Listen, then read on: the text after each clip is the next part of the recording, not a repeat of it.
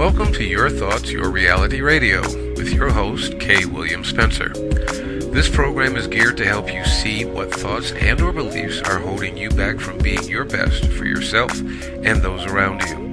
Your life is only as good as your thoughts. For more information, visit our website at www.ytyrradio.tk. That's www.ytyrradio.tk. Now, here's your host.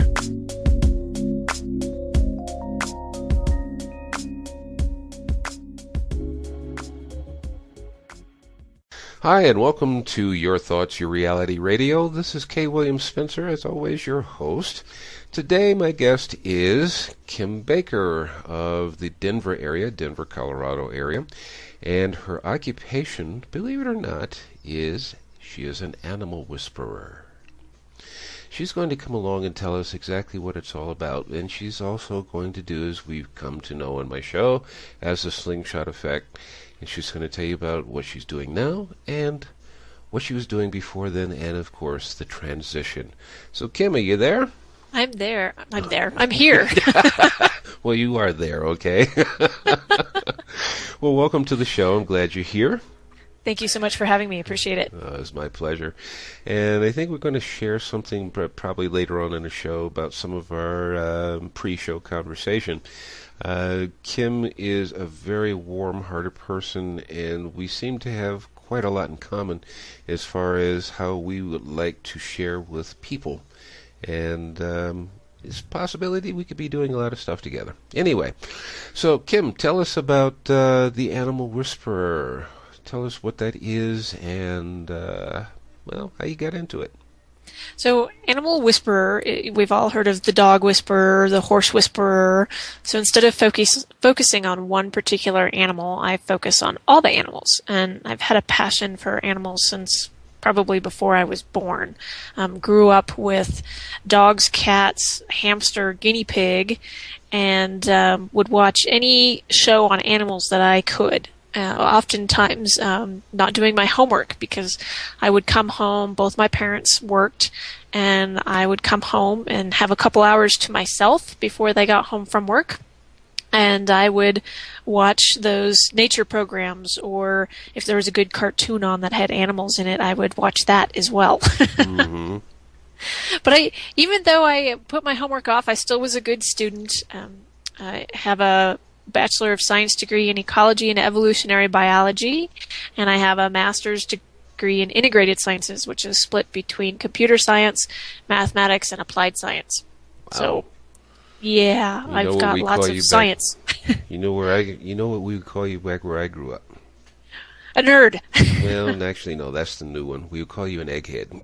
Egghead. Ah. Actually, I have a question because I've been wondering this. I'm going to throw this out to your listeners because I like The Big Bang Theory as a TV show. I think it's such a great TV show. And the reason I like it so much is because it makes me laugh. And I like to laugh. But what I want to know is, why are you considered a nerd if you like Lord of the Rings, Star Trek, Star Wars, and recently they added Buffy the Vampire Slayer to that. So those are all movies and shows that I really like. So why does that make you a nerd if you like it? Okay, I don't think the audience is going to answer that one, but I'm going to venture to try. Okay. I think it is, from my personal opinion, and I'm going to tie this in with something else real quick, but first, to answer your question, I think it is because people that go in for those kind of shows, those shows are all about imagination. Right. And imagination is something that takes place in your head. Okay, so it's kind of a nerdy thing to be always in your own head. I think that's the way the public looks at it, is if you use your imagination, you're an egghead, or you're a nerd, or you're a geek, because everything that works for you is something that starts in your head. But unfortunately, that's the way it is with life. You think about it, and if you think about it long enough, it becomes your reality, which is the idea of the show. So, the other side of this, and I think I lost my thought, but it's that in doing the show, I've been noticing that most of the people that I've talked to or had a conversation with so far have had or have a background in the arts. Not so much of sciences, but the arts. But then again, can science be considered an art? That's a thought. That is a thought. Well, the idea basically is people that have imaginations or that use imaginations usually are those who are interested in such things as music, in writing, in just anything, painting, drawings, anything that's an art form. Right, and creating. Yeah, it's this creative side that people want to actually share with other people. So, science, it's probably, I don't know if you could really consider it to be an art form or not, because it's more of a research, but then again, I'm not going to try to make the differentiation. It's something that is something that's built on thought, and there is a certain amount of it, I would assume, for true science purposes, is imagination. Well, and I think that, if you look at, creating, you, in sciences and engineering and things like that, that's what you are. You're creating something physical out of scrap metal or, recycled things or whatever. Yeah, I'm thinking about not a conversation, but a quote from Albert Einstein, where he was talking about imagination and how it freed him. In other words, it's not so much of looking for, if you will, trying to prove my point. It's trying to find out what really is out there, using the imagination to find out what can be, and either proving it is existence or learning a different way, even as what's his name, Thomas Edison said it. He says, I did not I didn't fail? Yeah, I didn't fail 1,000 ways. I learned 1,000 ways that didn't work. Thank you. Exactly. I love that quote. Yeah. I think that is an awesome quote because, life today is all about, it's either the success column or the failure column. But if you look at the successful people in the world, they have failed 1,000 times. And that's society's way of labeling it. It's just, they tried something and realized, well, this doesn't necessarily work. That doesn't mean you failed at it. It's just, that wasn't the right answer. Yeah. So you keep looking until you find the right answer. Mm-hmm. And so it gives you, instead of the, oh no, you did this wrong, you're a failure, you're worthless. Well, that's not very motivating, right? So it's more like, oh, well, you know what? So that doesn't work. Let's keep at it. Let's keep trying to find something that does work. And you can just feel, if you just listen to those words and feel it in your body, you can feel the difference of, oh yeah, if you got somebody there, or even just yourself, supporting yourself, it makes you want to keep trying. When I was in management, when I lived back in the States, used to run across this all the time with people when somebody did something wrong. There would always be a bunch of people sitting with, he did it wrong, she did it wrong, he did it wrong, she did it wrong. And we already know, I would always answer back, we know who created the problem. Our problem now is to find the solution. So stop pointing the finger at whoever did it. They already suffered the punishment. They already know what's going on. So let's solve the problem. Because that's the thing even my boss wants. He wants a solution to the problem. Let's move on. But people are so concentrated on the failure. It's never the solution that they're looking at. It's just concentrate on the failure and who did it. Right. And even Sir Ken Robinson, if you ever watch TED Talks, his videos are actually some of the top-rated videos in TED. And he talks about it he says, we live in a society where failure is the utmost insult. And if you ever fail, it's the worst thing you could suffer in our society because we put such a great emphasis on the failure instead of so much on the accomplishment. Exactly. But life is about falling down and getting up. Absolutely. Life is a long journey of learning. And how many times do you fall down when you learn? Yeah. When you were learning to walk, when you're learning to ride a bike. A lot. Exactly. Just the things I was thinking about, yes. But that's where, so to tie this all back in, Yes. that's where the animals come in for me. Because we can learn a lot from the animals. So, for example, National Geographic Wild, wonderful channel, absolutely love it. And I was watching it the other night, and they have a show called Night Stalkers, and they, pick a particular animal that's obviously nocturnal, and then tell you about it and show you the research that they're doing.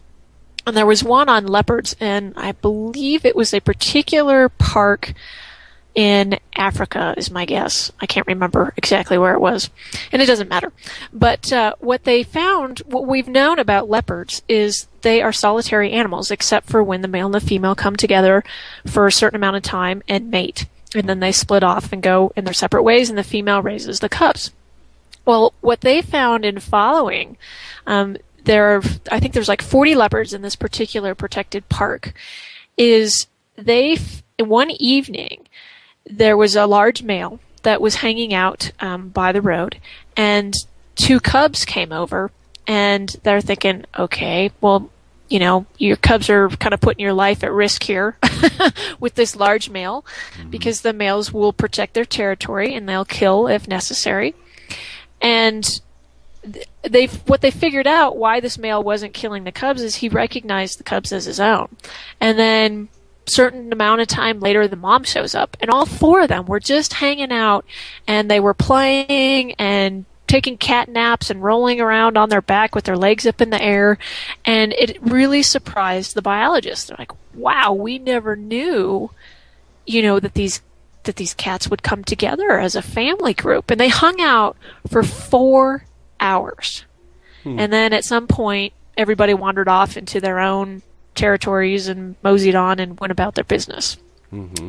So it's interesting how and if you look at a lot of other animals, lions, for example, wolves, horses, they have very complex social systems. And they're highly intelligent. What we're finding is that animals have a lot of the same emotions that humans do. So we're not just, wanting them to be human-like. They do. Horses, elephants, they remember. They meet a member of their species, and then for whatever amount of time, even 5 minutes, and then they're separated, and they come back even years later, and they'll remember each other. Yeah.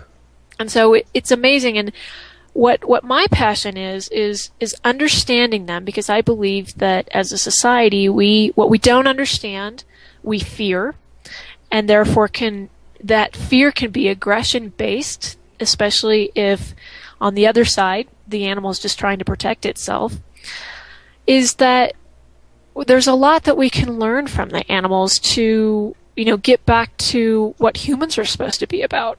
I don't believe that, throughout history, humans have killed each other, and that probably will continue. But on some level, we're a little bit on the extreme. Nature is all about balance. And when things get out of whack, it tries to, correct itself. And I believe that the human society is way out of whack at the moment. So what can we do to self-correct that? And I think that learning more about ourselves, through the animals, and having more compassion for each other is the way to go. And we're all interconnected. One other quote that I really like is from Deepak Chopra, and he talks about the environment. He talks about that the planet is like a human body, and that the trees are our lungs, right? They take in the chemicals and they put out oxygen for us to breathe. The rivers and streams are our circulatory system. They're bringing nutrients and vital things to our organs and our cells. So if we don't respect these, we're not respecting ourselves, and we won't see it right away. It does take time, but it's something that we need to be aware of and be more conscious of. as far as, what we're doing to the animals and what we're doing to the environment is directly impacting us. Although, like I said, you may not see it, immediately, but it's there. Let me ask you a question. Mm-hmm. I have lived with a couple of Indian tribes, Native American tribes, as I prefer to call them, or as they prefer nowadays, the indigenous people. Mm-hmm.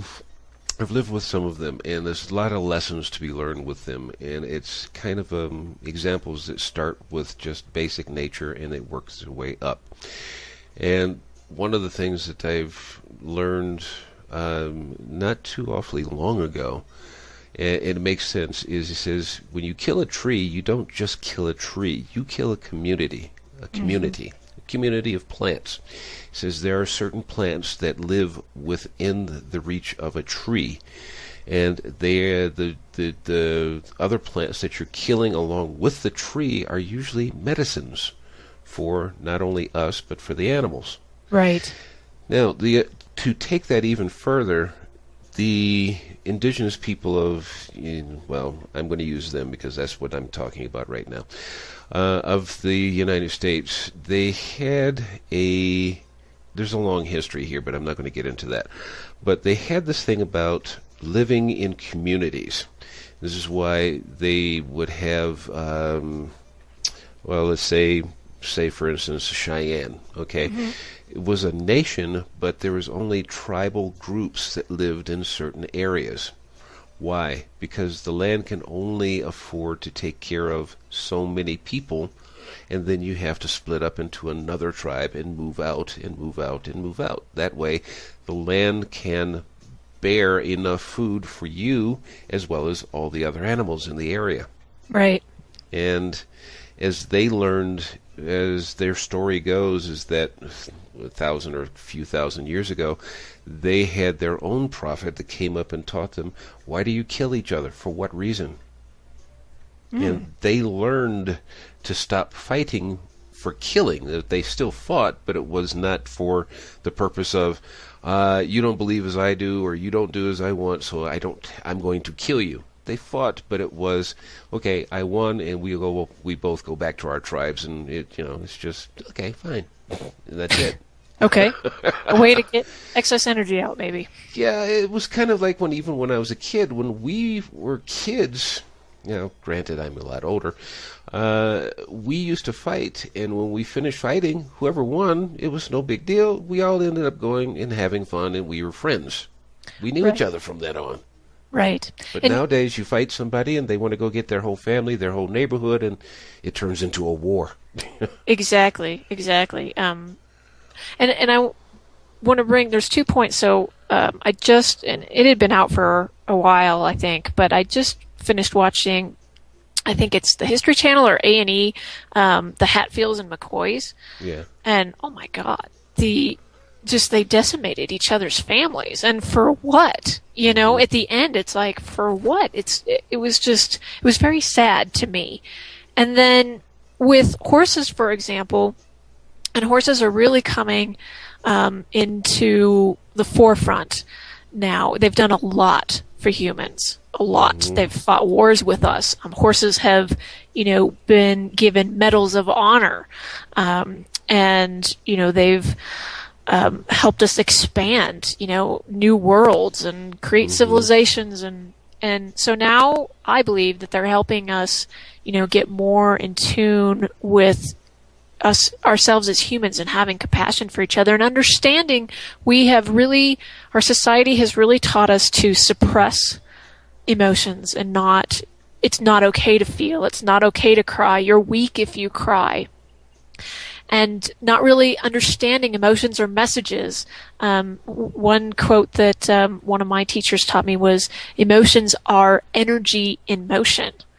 And so if you block that, then it gets stuck in your body and it can fester over time and create health problems, illnesses, diseases, dis-ease. And with horses, if you look at their society, they have a stallion that is there to protect and procreate.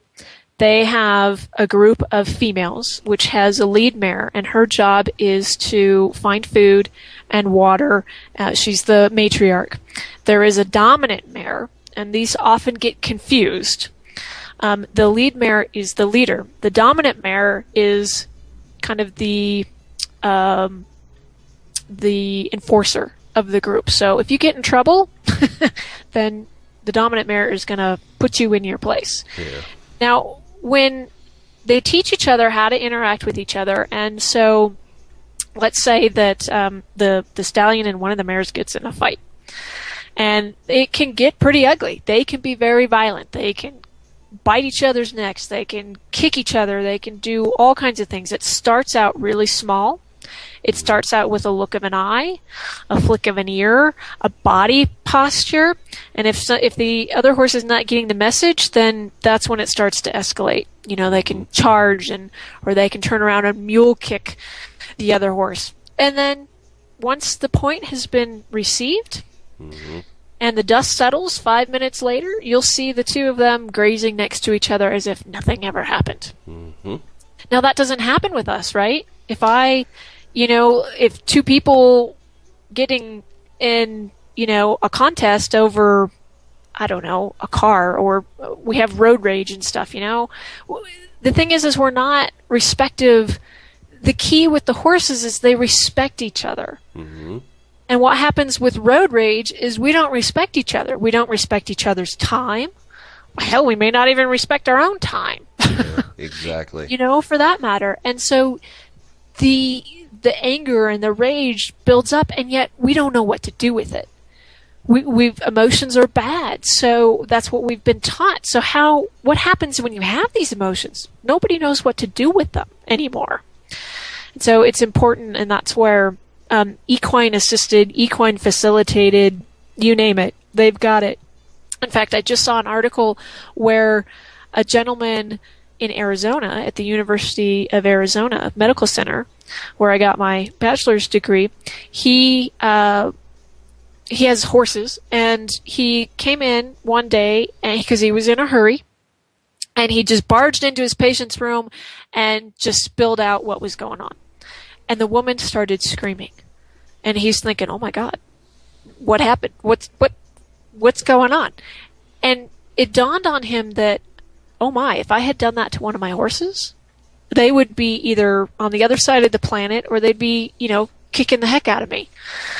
And he thought, oh, light bulb goes off. So he created a program where he takes, I think it's first or second year medical students, and he takes them out to their ranch, his ranch, and introduces them to the horses. And another reason horses are so good is because they're large.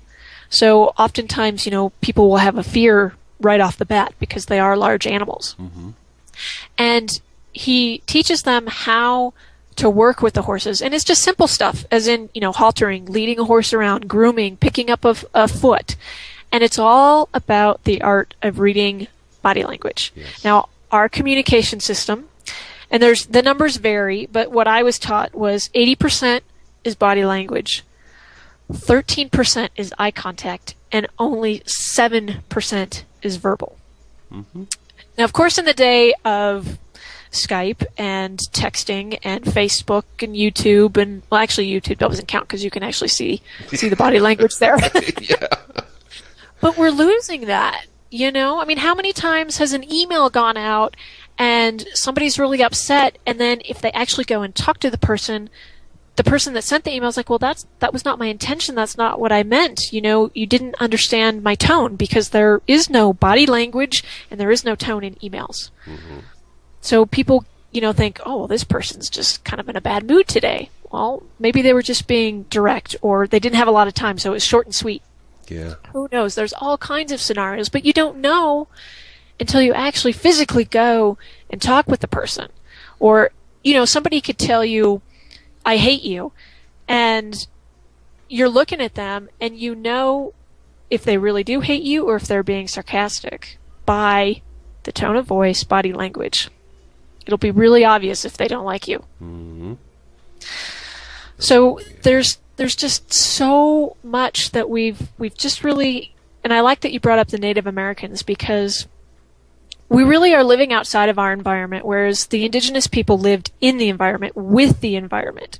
They didn't, when they took a bison kill, they used every single piece of that bison. Mm-hmm. They wasted nothing. Yeah. And we are and I talk about this all the time in my work and stuff, we are such a wasteful drive-through society. I want the answer yesterday. Yeah.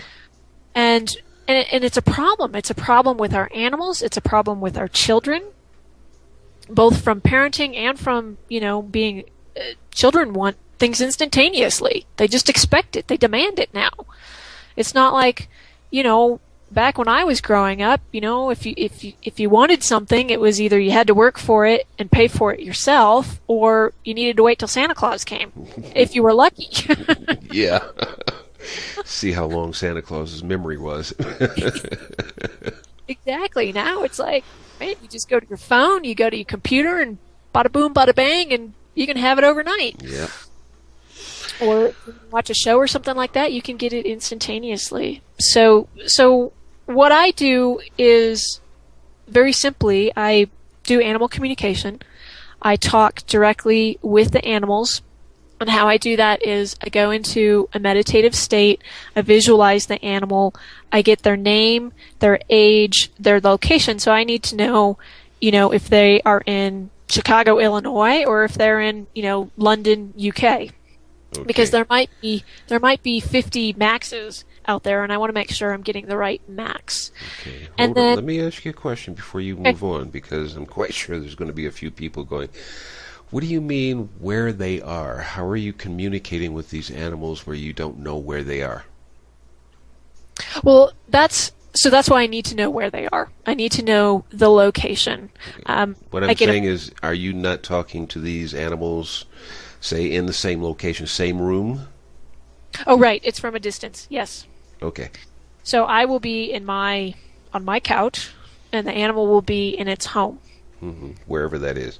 Wherever that is in the world. Okay. And it can also be animals that have crossed over, too. Okay. We can communicate with those that have passed. Now, I can do it in person, obviously with the animal in front of me as well. But mostly I work, with people around the world. So they'll send me a photo, the name, the age, how long they've had the animal, and then whatever questions they have. And oftentimes, I'm their last resort. They've tried everything else, and nothing is working. So they come to me and they say, you're my last resort. What can you, this is what's going on with the animal. What can you do? So I go directly to the animal and say, all right, why are you peeing in the house? What's going on? Or why are you attacking, another animal in the household, or whatever the problem may be? And for lack of a better cliche, go straight to the horse's mouth and get the answer. Mm-hmm.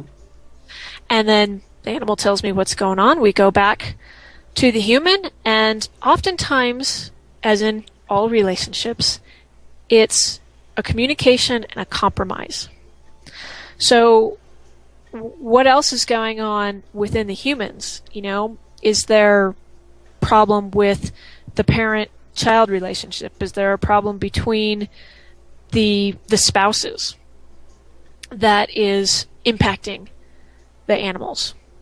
Because a lot of times that will happen too. So somebody that, is having problems in their marriage, then the animals will try to assist in handling the stress, or it's too much stress and therefore they can't take it anymore.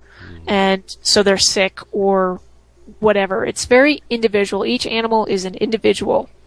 So, for example, let's say two people have tuberculosis, and doctor is going to give both of us the same drug. Well, how person A responds to the drug is going to be different from how person B responds to the drug. So that could be a bunch of different things, right? Maybe it's both positive, but person A has side effect X and person B has side effects Y. Mm-hmm. It's because we're individuals, and the animals are individuals as well. Okay, so just for a moment, Kim, we're going to take a little commercial break. Okay. And we'll be right back. So people stay back, and we're going to let Kim complete her thought, and then we're going to do that slingshot effect and let you know what she was doing before she became an animal whisperer and the transition into that. So stay tuned. We'll be right back.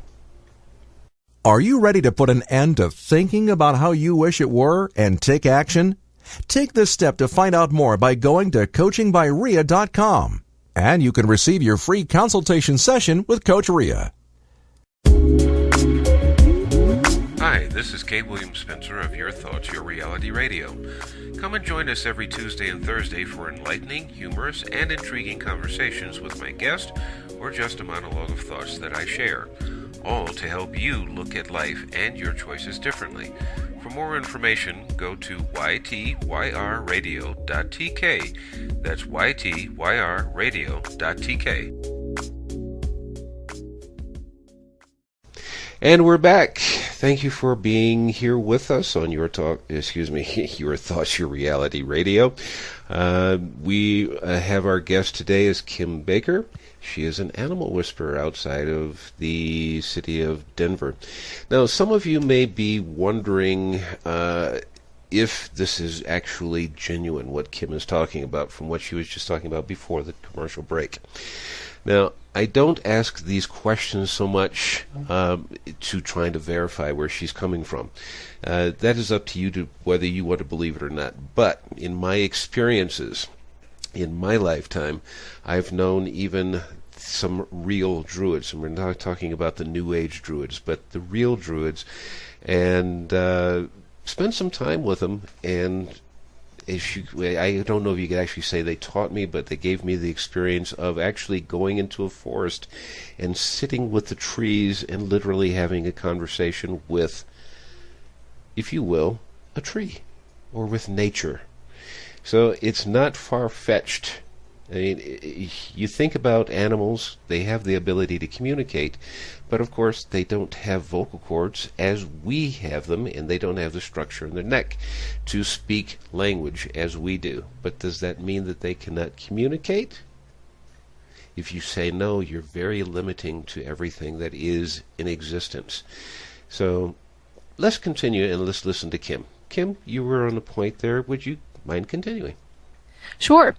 Well, and I get that a lot, is this a gift that you were born with? How can you do this? And what, there's so many skeptics out there, which is fine. It's totally fine. Mm-hmm. So to answer as far as the gift piece, this is an ability that everybody has. It's a natural ability, just like intuition, gut feel, sixth sense. There's all different kinds of names for it. Mm-hmm. And just the way we live in our society, we have suppressed this natural ability. So it's the ability when you're walking down a dark alley that you're like, oh, something is not right. The hair stands up on the back of your neck. That's the natural ability. So it's like a muscle. The more you use it, the better you get. The analogy that I always like to bring up is everyone has the ability to sing. Now, some sing in beautiful tones and have a wonderful voice, and others sound like a dying cat.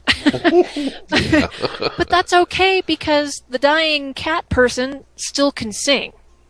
Just so everyone has this ability. It's just being able to tap into that muscle, start, working it, and the more you do it, the better you become. And like anything, with any talent, some people are just more talented than others. Mm-hmm. And that's fine. And one story that I like to tell a lot is, I get asked, what's the most crazy thing you've heard and things. And so here's one for the skeptics. I was working with a woman and her German Shepherd. And this German Shepherd had horrible, and I mean horrible, separation anxiety. And when she would leave for work, he would literally destroy her house. He would open the kitchen cupboards and throw the dishes down, and they would shatter all over the floor. So extremely destructive. And she's like, can you ask him and just say, what is going on? Why is he doing this? So when I talked to him, he had this he was a rescue dog, and he had this huge fear that she was never going to come back. When she went out that door, he had no idea that she was going to come back. So here's where the compromise part comes in that I mentioned earlier. So I asked him, I said, all right, what is it that you need to know that when she goes out to work, that she's going to be coming home to you? And what he told me was he wanted a trail of dog food kibble throughout the house, around the dining room table, back into the kitchen. He had a very specific pattern that he wanted. And I said, okay. And I'm thinking, all right, this is really interesting, and the biggest thing with animal communication is doubt. It's like, am I making this up? And so I told her, and we looked at each other, and we're like, uh-huh. And she said, what have I got to lose? I will try it. So the next day, she did exactly that, went to work, and she also told him he wanted some communication from her. So she said, and I forget the dog's name, but she said, whatever the dog's name is, I'm going to work, I'm going to return, I've done what you've asked, I will see you later today. And so she went to work. When she came home, her house was in perfect condition. Now, he had eaten some of the kibbles during the day, but not all of them. And he was there waiting at the door when she came in. And she just thought, wow, this is amazing. Mm-hmm. And every day when she goes to work, she puts out the trail of kibbles, and you know what? That's what he needed. And there's a great example of the human that is willing, to go the extra mile to do what the animal says. Oftentimes, we don't like the answer that the animal gives us, or we're not willing to go that extra mile because we wanted that quick fix. Mm-hmm. There's something that you're saying here, and see if I can say it before I forget it, before it runs out of my head. It's a thing of, that's what it is. We tend to, and I guess I got stuck on this thing because I know how people think about such things as what you're talking about here. It's that thing of, I wasn't taught this, so it doesn't exist. And people that do this, they're weird. They're off their rocker. They're out to lunch, whatever the case may be. But my response has always been, and even through my own experiences, until you actually try it, why are you knocking it? This is real. This is... Okay, so there isn't a lot of science that's behind it. But if you have... Let's go back to what you were saying earlier, Kim, and what we were talking about even in our off-air conversation. It's that thing of you have a gut feeling, or you feel that something is, you should do this or you shouldn't do that, and if you follow your own intuition, you find out that it's correct. But you, as the listener, are saying, the ones that are saying, oh, this isn't real, if you trust your own intuition, why can't you go a little bit further and believe what is being explained to you right here? Right. I know that a lot of the stuff from my own experience is real. Now, I don't do or haven't done what Kim is talking about, but I know that it's real because I've done some of it. But then again, I'm not an animal whisperer, but I do have communications with animals. As a matter of fact, people here, they wonder why I speak to dogs and cats when I'm walking down the street. And I said, because they understand. And it's just, people pass them by and they act like they're just invisible and they don't have any sort of communication. They understand. Absolutely. They understand. And they don't understand every word that you speak, whether it's English or Spanish or Russian or German or whatever. Mm-hmm. They don't understand every single word as if, like we're talking now. But right. What the keys behind it is the body language, yes. Your intention, the tone of your voice. So you can say the word no, for example. So if I just say no, mm-hmm. The dog might look at me, or the cat might, or whatever animal might look at me like, yeah, whatever. But if I have some, man, I really mean no, don't you dare eat that, or don't you dare run out into the road. That has more power. That has, just even in saying it myself, my body language changes. I, get taller. My shoulders get broad and square, and it's like, there's some force behind it. Mm-hmm. So you could be saying abracadabra, and, it's going to have the same if it's just abracadabra versus abracadabra. Yeah. There's a difference in that, and that's what the animals are reading. And in fact, one of my own dogs, gal was doing a case study on energy healing for dogs that have anxiety, separation anxiety, or, oftentimes dogs will have, with thunderstorms and stuff, they get very scared. And my dog would shake uncontrollably during thunderstorms. And so she was doing, it's called angel Reiki, and Reiki is an ancient form of Japanese energy healing. Mm-hmm. And she worked on him over the course of 4 weeks. And one of the messages that came through with the angels that she works with was that I need to talk to him just like you and I are talking right now. She said, just talk out loud and tell him what's going on. Because in my personal life, some things have changed. And it's been really stressful on everyone involved. And, my emotions are all over the place, and I'm sure my body language is the same. And so he was a little confused. So now I just talked to him straight out, and I noticed the change. It's like, okay, he's understanding completely, and he's looking for direction from me on, basically how to behave, how, what does he need to do now? Yeah. All right, before we run out of time, which we're not too close to, but I want to give you plenty enough time let's do that slingshot effect about what were you doing before all of this, and what was that transition, and how did you go through that transitional time in your life? Absolutely. So from a 2-year-old, I would talk with the animals. I could heal the animals with my hands, and my family at the time, it just wasn't readily accepted in society. So I would go around and tell anybody I could, and they were like, no, just you can't, that's not possible. Stop saying that stuff. You can't do that. Mm-hmm. And, as a young child, your family is your world, and you look to them for direction on how to act and how to be. And so it was like, oh, okay, I can't do this. So I turned it off. And then, went through life. I thought I originally signed up for undergraduate to get a business degree. And I thought, oh man, I can't sit in business class. No offense, but I couldn't sit in business classes. They were just boring. Yeah. And so at the last minute, I switched my degree to the ecology and evolutionary biology, took a lot of veterinary science classes and things like that. And you're probably asking, well, why didn't she become a vet? Well, I was born with asthma and allergies, and went through the Western medicine and found that I was allergic to the animals that I loved the most, horses, dogs, and cats. Mm-hmm. And so it was like, well, okay, having a career as a veterinarian just didn't make sense, right? If I can't breathe, yeah, that would be a little challenging. So I tried to stay as close to the animals as I could and find a degree that worked well with me. And when I graduated, I wanted to be in the environmental area. But in 98, when I graduated, the environmental ship had sailed for the most part. And the jobs that were available just weren't very interesting to me.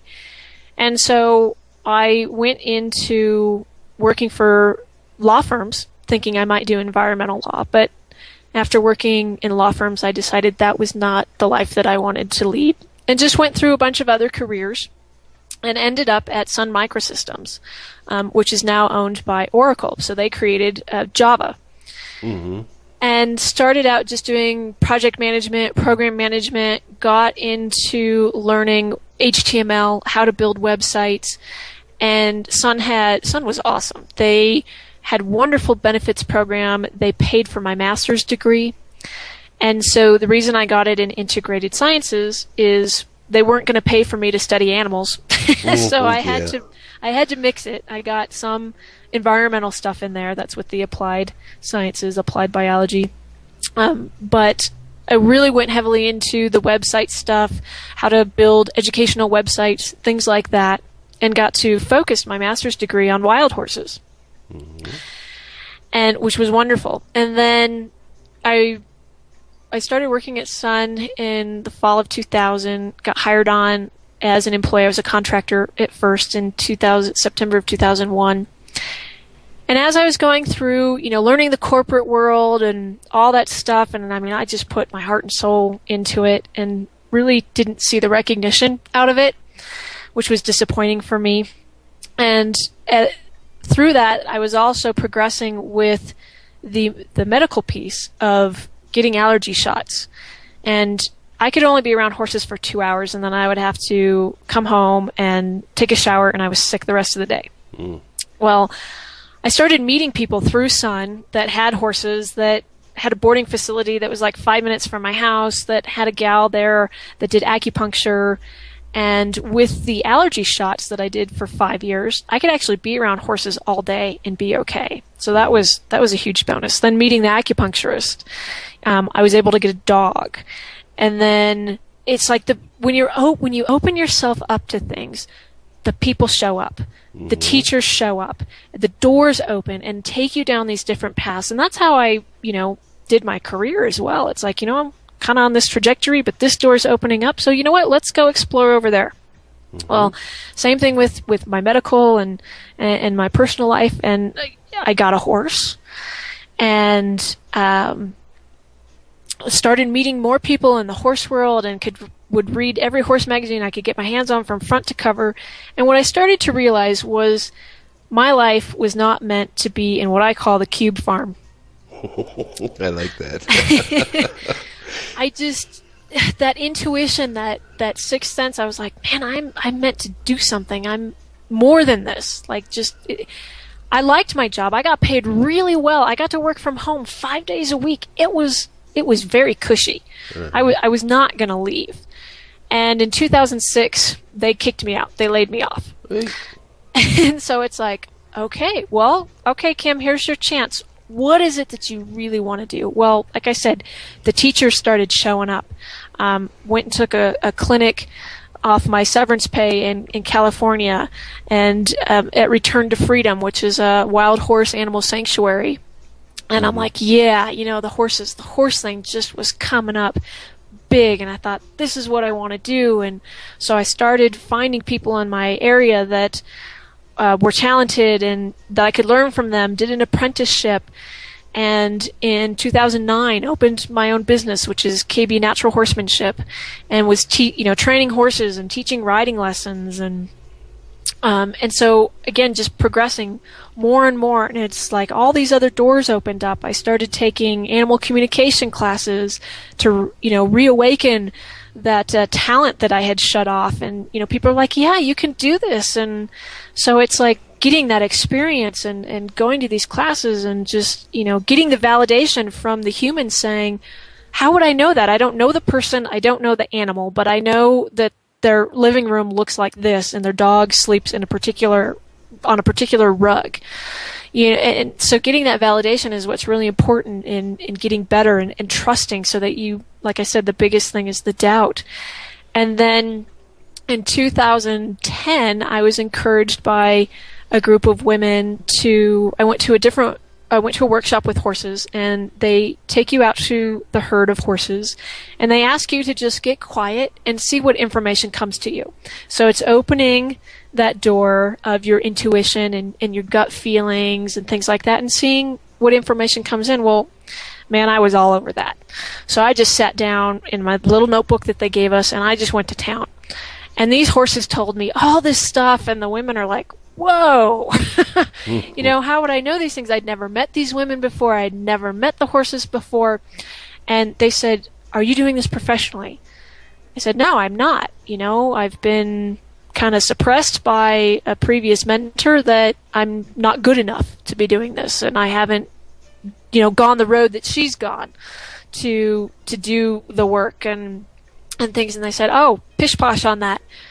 You need to do this professionally. And so they encouraged me, and I did. I hung out my shingle and have just progressed from there. So that's my story. Now, I'm listening to it, and I'm actually relating some of this to even personal experiences about people that are telling you that you're not good enough. And sometimes you just have to listen to your own spirit and just go, you're good enough, and you can do this. As a matter of fact, one of the things that I actually loved about the way that I ended up adapting and learning some other things was people have this thing about who taught you this? Who is your teacher? Who is your master? And I oftentimes ask people, somebody had to start it somewhere. Mm-hmm. So what is wrong with believing that I could have started something in myself, and I taught myself, or I learned it as the information came across to me? In other words, who was the precursors to the was it Steve Jobs of Apple? Right. Who was the precursor to Bill Gates? The computers as we know them now were just hobby pieces. Back the people that just built them in the garage just for fun. These guys made it into the multi-million, if not billion-dollar businesses that they are now. Right. So who was the precursor to them? Who taught the computer classes before the computers were made that they made? Right. Somebody had to start it, and this is Somebody part of what I'm trying to tell people on my show, and this is what you're telling people is, you can do it. You just have to believe in yourself. Absolutely. Absolutely. One thing that we say in the horse world is nothing is proprietary. It's all information that we all use and we all share that's just out there. Mm-hmm. And so one person might package it in a blue bow and another person might package it in a red bow. But ultimately, deep down, the messages are similar or the same. The bottom line, once you get through all the packaging fluff. Mm-hmm. And it's just about each individual has their passion and how they say it resonates with some people, and how the blue bow, how they present it resonates with other people. And it's out there for everyone. Yes. It's for everyone. And you go to the people that you're drawn with because it's easier for you to learn that way for whatever reason, and that's okay. Mm-hmm. And one of the schools of thought with Reiki is there is no such thing as competition. There is enough for everyone. Yes. And so what I find really funny is when somebody says they are a Reiki master or even a Karuna Reiki master, which is an upper level, that they're so guarded, and then they want to squash their competitors. And it's like, wait a minute. Well, you're not practicing the true, theory and thoughts behind Reiki. So what does that say about you? Mm-hmm. Yeah, I've run across some of those people in my lifetime. I'm a Qigong master. I know we didn't talk about that before. But Qigong is a bit different in the respect that Qigong is used both in martial arts as well as in healing. And one of the things that I noticed, because I learned Qigong basically self-taught.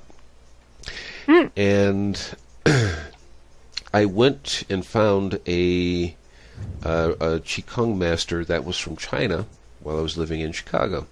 And I went to him because I said I wanted to learn something from a master because I felt that I was missing something. He says, well, how much do you know now? I said, well, I only use it now for healing. I don't use it for fighting because, well, being 6'2" and at that time 250 pounds, whatever, and it was usually muscle because I used to work out a lot back then. I said, nobody wants to fight me because they look at me and just go, no, that's all right, forget it. So I never have to use it for fighting, so I use it for healing. And he looked at me, he says, you use it for healing? You can imagine the look on his face. And I said, yeah, that's all I use it for. He says, well, if you use it for healing, I can't teach you anything. Oh, wow. And I just went, I was a bit disappointed at that point because I was looking forward to learning something from him. And what I learned later on was the fact that if I could control the energy enough to make it do something more than just push somebody away or hurt somebody, it was actually healing somebody. I was actually doing more than what he was teaching his students to do in martial arts. So this is that part where I'm talking about. You have to have that confidence in yourself that you can move forward, you can do something, and it's not always something that you have to learn from somebody else. And you and I spoke about this even before we started the interview.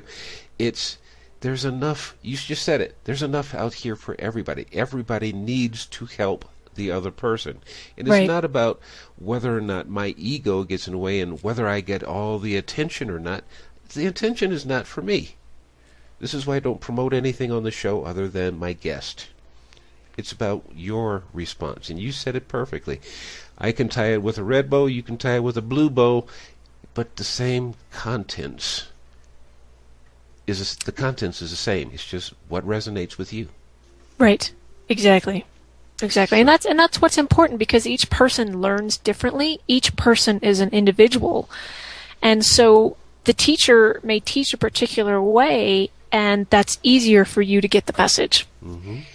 But the message is the same. It's just the vessel that it's coming in that's different. Mm-hmm. Now, Kim, we're about to end the show, so I'm going to ask you a couple of things here. First of all, what is your website address? My website address is K as in Kim, B as in Baker, Natural Horseman, M-A-N, ship.com. So it's KB Natural Horsemanship, all one word, .com. Yeah. And as we spoke about it on the show, or before the show, you have a radio show as well. Where is that?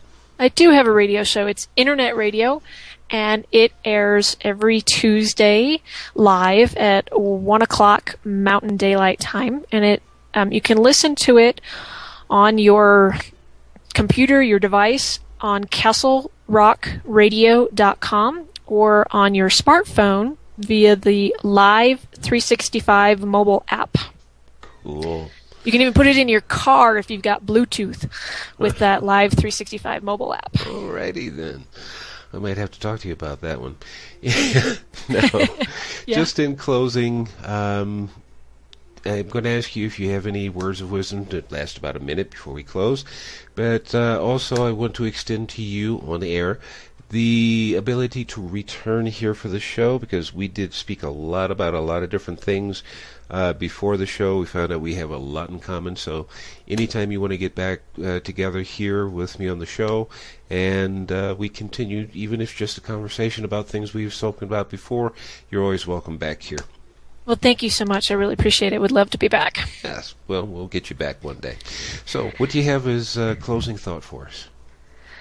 Closing thought is something that we talked about, before the interview, and I think this is the animal's message as well, is really take a look at yourself. And you need to heal yourself. No matter what it is, you need to heal yourself before you can heal others. And you need to love yourself before you can love others. And that's really... And I'm not gonna explain that. I'm just gonna let that, as my mentor called it, soak time. Mm-hmm. So you just ponder on that for a while and see what that means for you, and then run with it. Well, if you as a listener don't understand that, you can always send me an email, or you can contact Kim and ask her yourself. Absolutely. And then, if I may, I want to add one more. Sure. Is that you can do anything. Anything that you want to do, you can do it. And if you need motivational help, then that's what we're here for.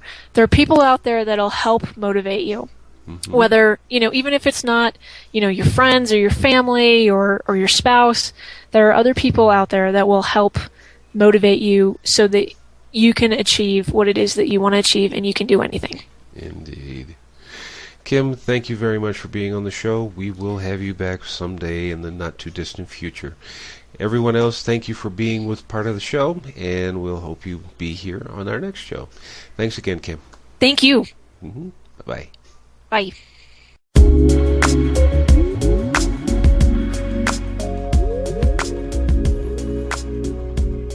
Thank you for joining us here on Your Thoughts, Your Reality Radio.